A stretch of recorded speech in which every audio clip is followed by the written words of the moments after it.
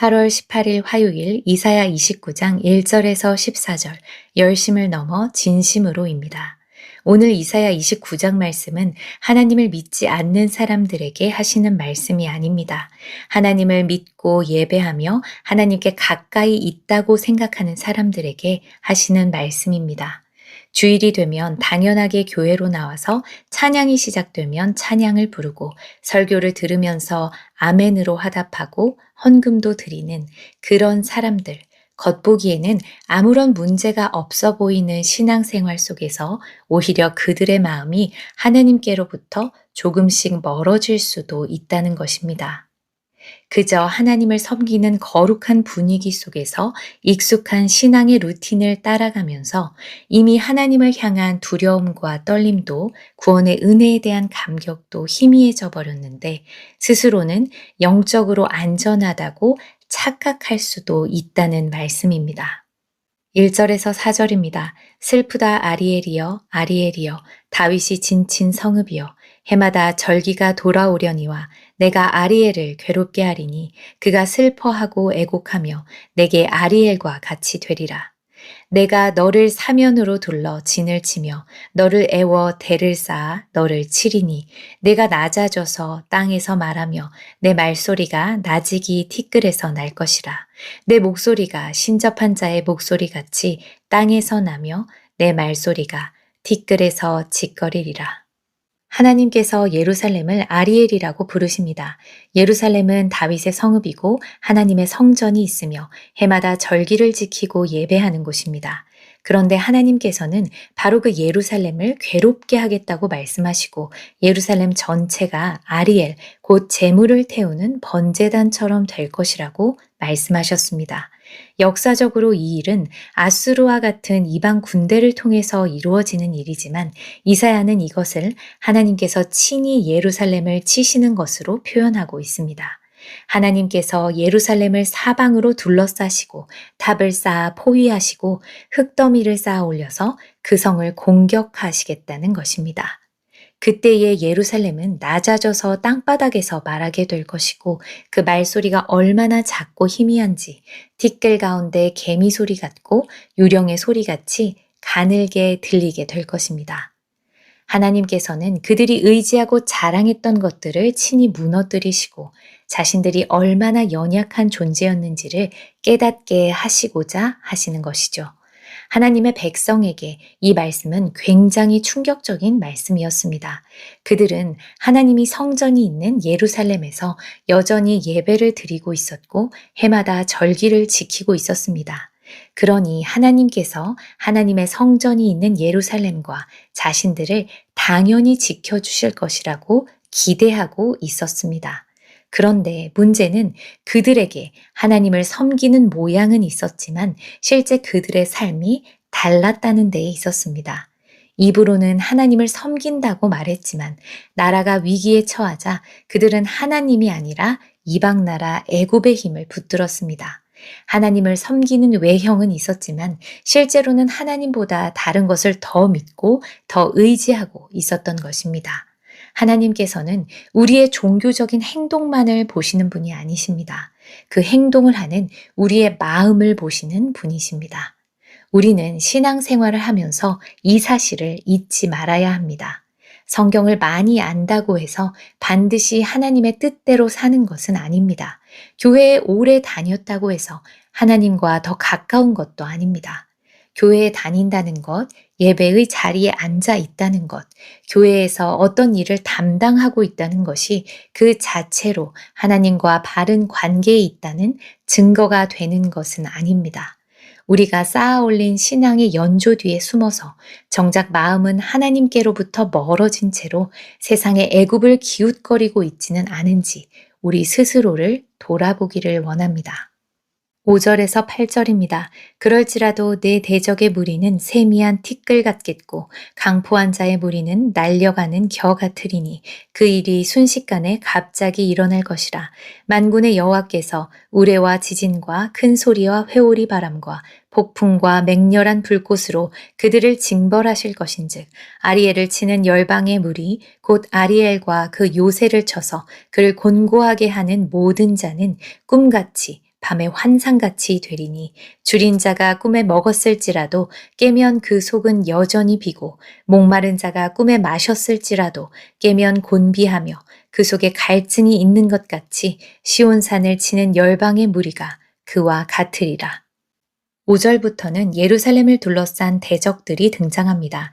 그들은 예루살렘을 공격하려고 몰려오지만 예기치 못한 순간에 바람에 날리는 티끌과 겨처럼 흩어져 버릴 것입니다. 하나님께서는 예루살렘을 심판하셨지만 그렇다고 해서 예루살렘을 공격하는 대적들에게 그들을 완전히 넘겨주시는 것은 아닙니다. 6절에는 하나님의 심판의 모습이 우레와 지진과 큰 소리, 회오리 바람과 폭풍, 맹렬한 불꽃으로 등장합니다. 하나님의 압도적인 개입으로 대적들의 모든 노력은 허사가 됩니다. 이사야는 배고픈 사람이 꿈속에서 무엇을 먹는다고 해도 깨어나면 여전히 배가 고프고 목마른 사람이 꿈속에서 무엇을 마신다고 해도 깨어나면 더욱 지쳐서 갈증을 느끼듯이 시온산을 치는 모든 민족들이 그렇게 될 것이라고 말합니다. 대적들은 예루살렘을 완전히 삼켰다고 생각하겠지만 그들의 승리는 한순간의 꿈처럼 허망한 환상에 지나지 않습니다. 왜냐하면 역사의 주권은 대적들에게 있는 것이 아니라 모든 역사를 다스리시는 하나님의 손에 있기 때문입니다. 9절에서 14절입니다. 너희는 놀라고 놀라라. 너희는 맹인이 되고 맹인이 되라. 그들의 취함이 포도주로 말미암음이 아니며 그들의 비틀거림이 독주로 말미암음이 아니니라.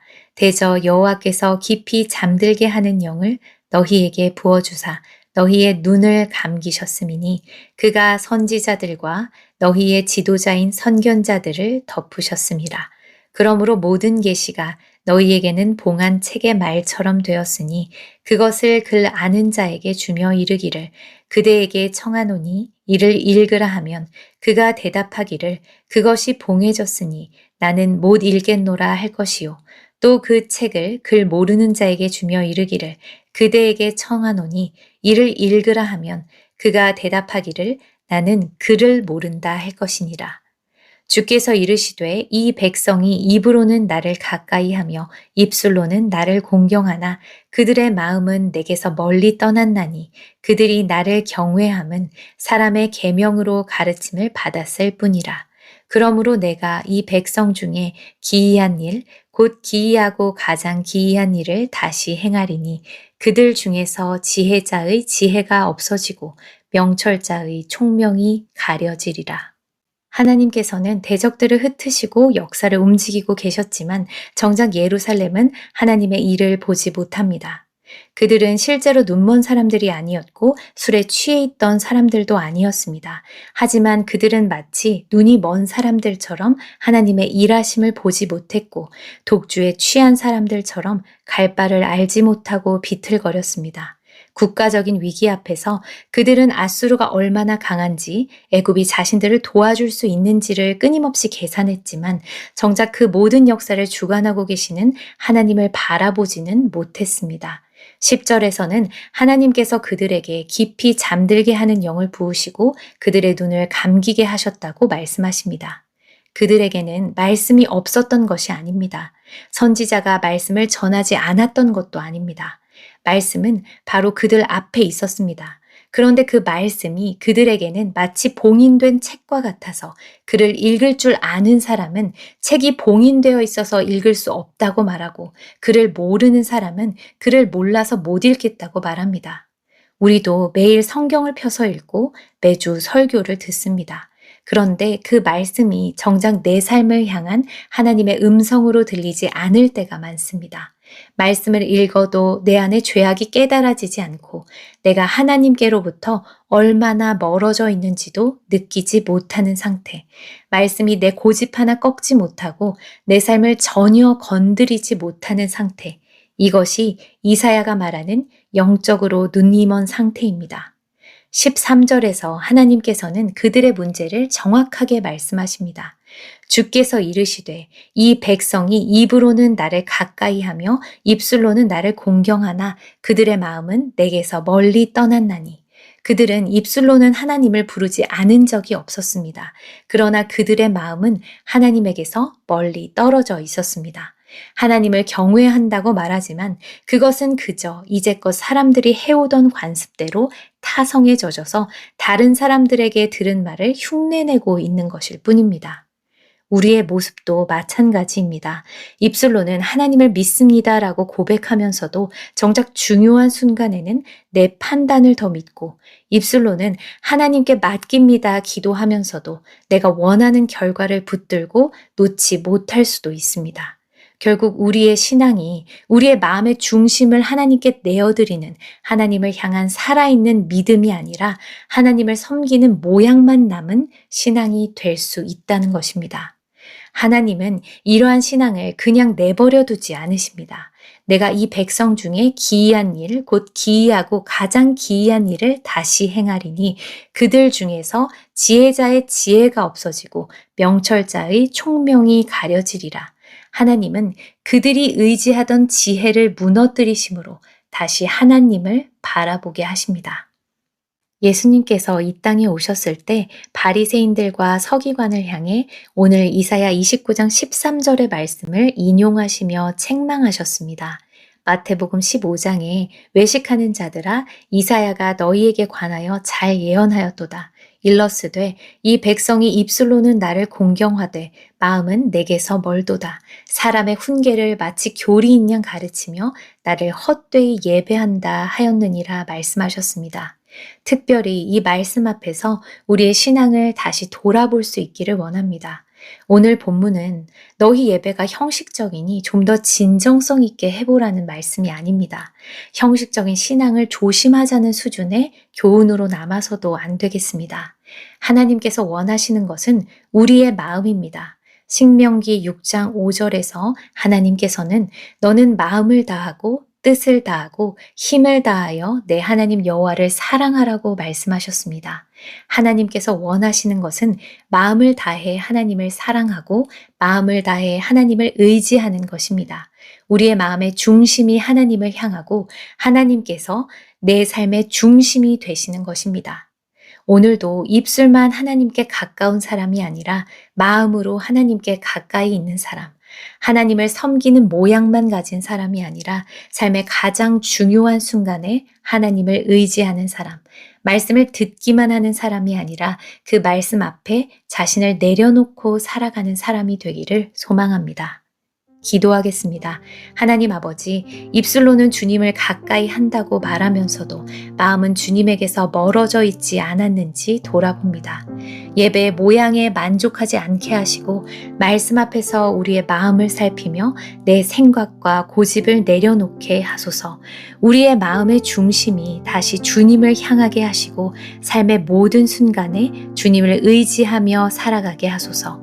예수 그리스도의 이름으로 기도드립니다. 아멘.